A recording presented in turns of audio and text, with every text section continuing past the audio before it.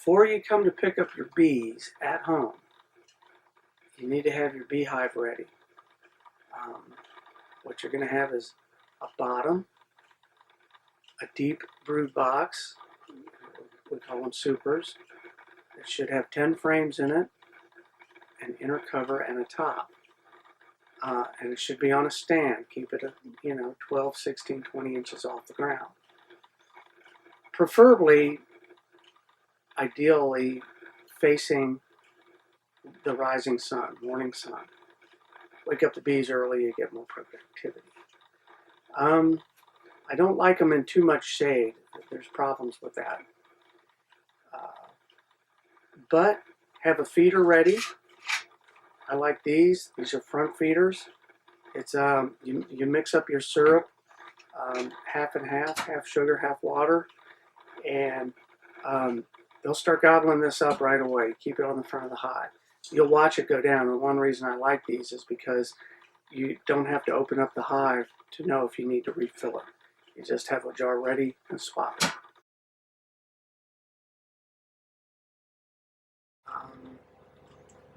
The tools that you would carry just to do inspection would be a hive bar and a bee brush. Okay, I never go out to my hive without a hive bar.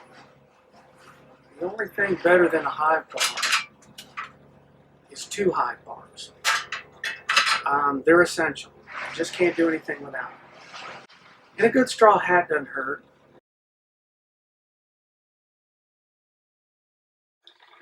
You're going to get your bees into the hive.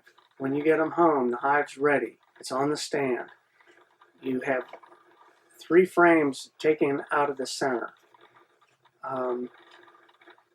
You open up your package. You take the plywood off the top. There's a can of syrup. You take that can out. You're going to see the queen is on a little strap. Pull that strap off. When you pull it out, you won't see that little cage the queen's in because it's going to be covered with bees. They love their queen. Lower that queen down into the hive in between a couple of frames. You can use a little thumbtack to tack it to the top. Take your bees. All the while, when you pick up the bees, I keep them fed. I use a little spray bottle with syrup in it, spraying them all the time. If they're well fed, they're not angry. I wouldn't suggest it, but I put my bees in. I don't even wear a suit of protection because usually they're so calm. If you get stung at all, it's an accident. But brand new beekeeper should really wear protection. I wouldn't recommend it. Then the queen cage, you want to shake all the bees off of it before you put it down in the hive. You want to inspect it. Make sure that queen is walking around in there, nice and alive. If she's not, if she's dead, you need to let us know right away because we'll replace that queen with a fresh new one. There's a little cork that you remove to expose a sugar plug. When you lower that, and that queen cage is dangling down in there, they can't get to her right away.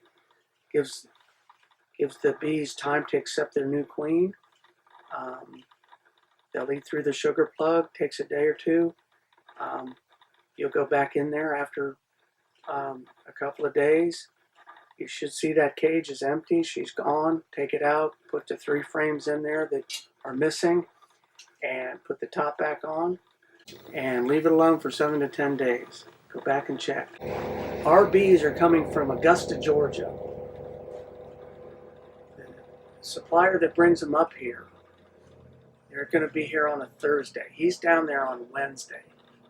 He's loaded them up. He leaves out of there Wednesday night, and he's sitting in our parking lot Thursday morning. These bees are ready. They're not stressed from being in that package for 3 or 4 days. They've been in there for less than 24 hours. If you pick them up here on Thursday, you basically can have them in their hive within 24 hours of leaving Augusta, Georgia. Daily thing is to outside observation.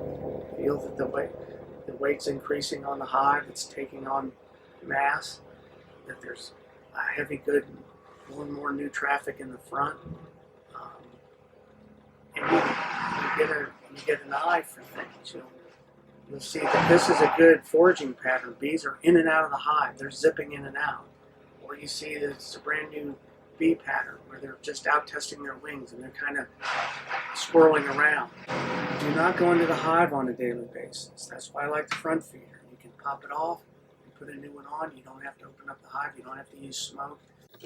You don't have to find the queen. After she's been in there 7 to 10 days, you should be able to see some activity with some brood being, some eggs have already been laid.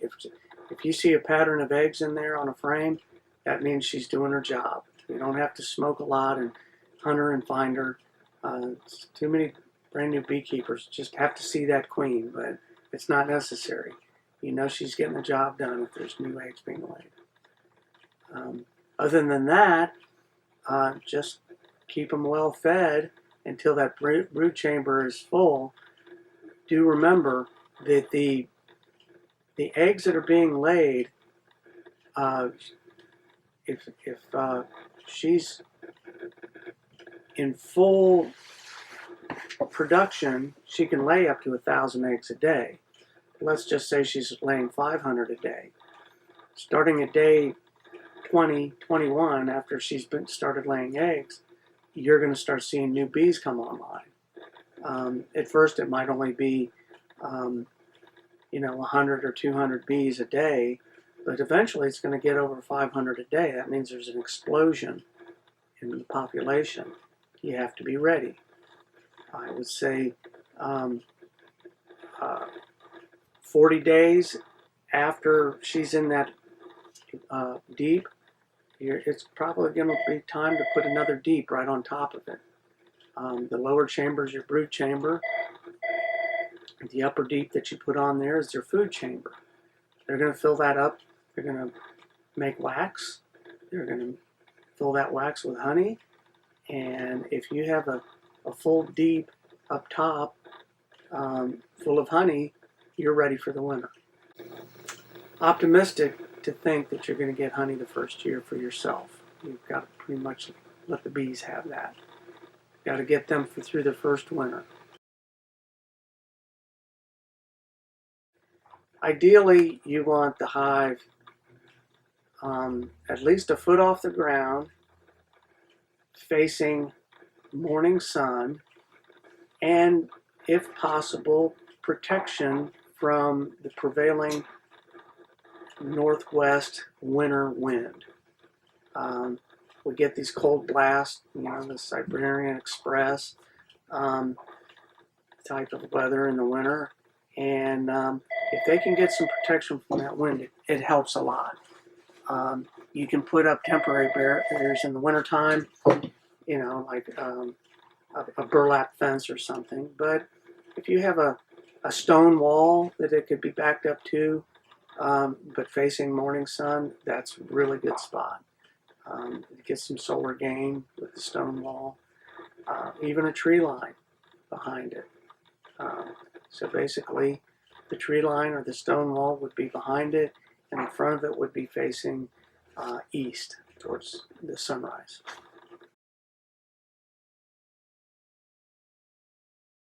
There's certain pests and things you got to guard against. Some of them are more of a nuisance, and others are detrimental.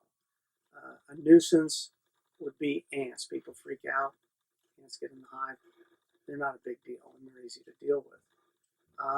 Then there's another pest called a hive beetle. Came from South Africa. It's relatively new. There's ways to deal with that. Traditionally, without these insect pests like mites and ants and beetles, mice get into your hive. The bee goes into a winter kind of dormancy. Temperatures get below 50. They're not moving around much inside. The temperature inside the hive is what we're talking about. If it's outside temperature is 35 or 40, then the inside temperature of the hive will be maybe 45 or 50. At 50 degrees, bees will be active enough. If they see a little pest in there, like a mouse making a nest, they're going to sting it and get it out of there. But if the mouse takes up nesting in there when they're dormant and they slowly wake up, they sort of accept that creature down there, and because it's just part of the furniture. So you want to close up your hive coming on to cold weather so mice can't enter in there when the bees are dormant. They'll take grass in there, and everybody's seen a mouse nest. There's a problem. It's global. It's been around for starting to knock on the door of about 30 years. It's called the Varroa destructor. It's a mite. It's a parasite.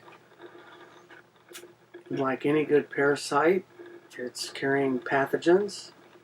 The bees get weakened from just the fact that it's being a parasite, but then you introduce possible new diseases, so you have to medicate the beehive to combat these things, and there's different ways to do that.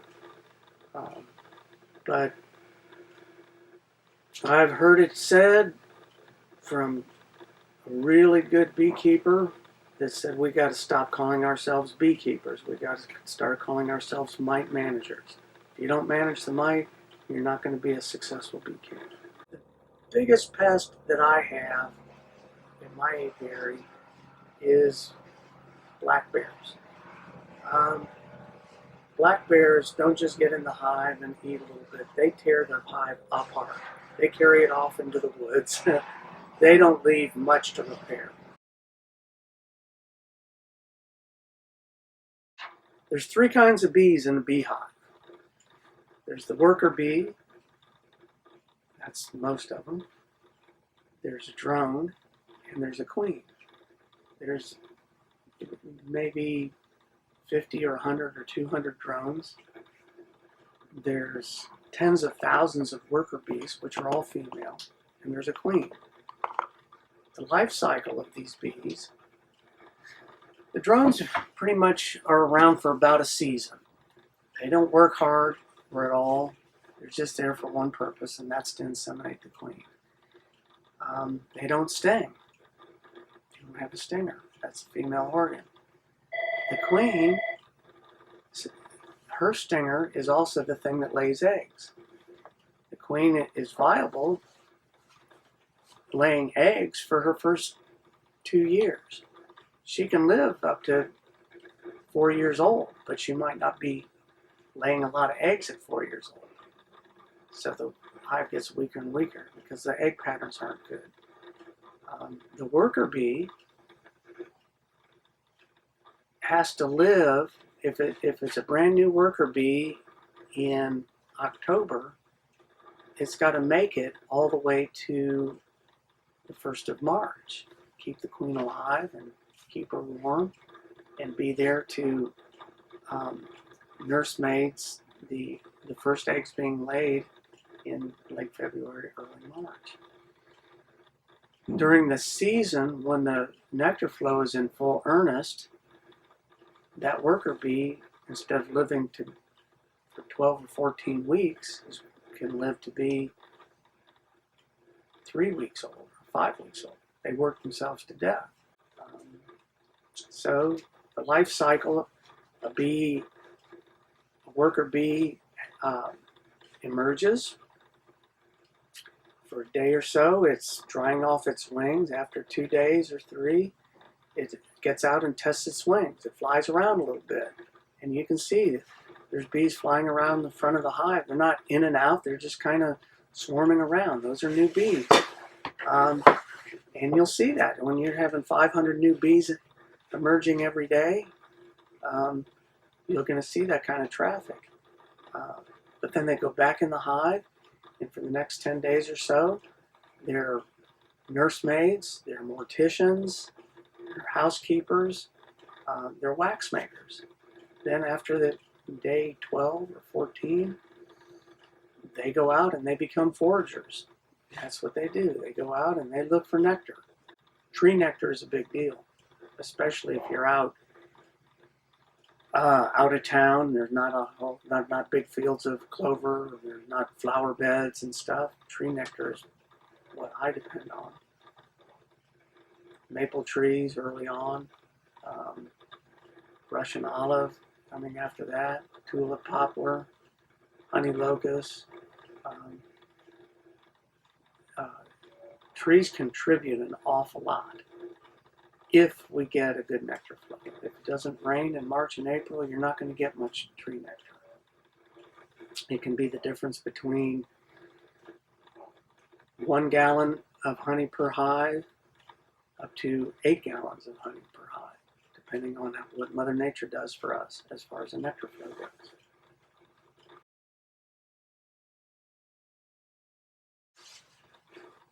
The three-banded Italian is kind of a very familiar bee to everybody. It's got great qualities.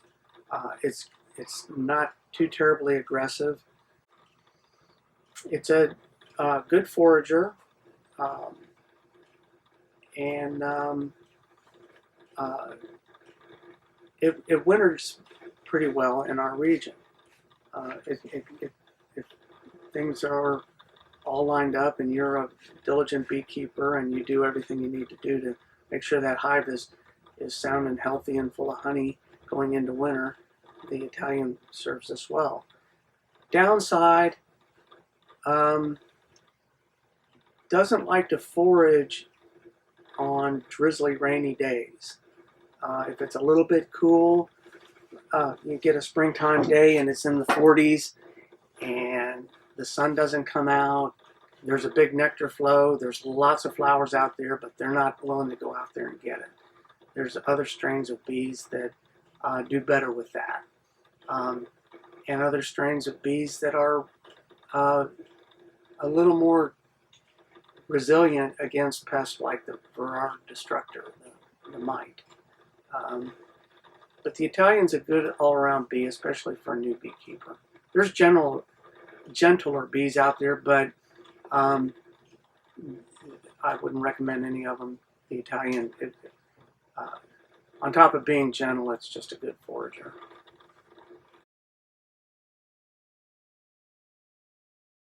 In the early spring, especially it's a brand new package of hives of bees, you want to feed them.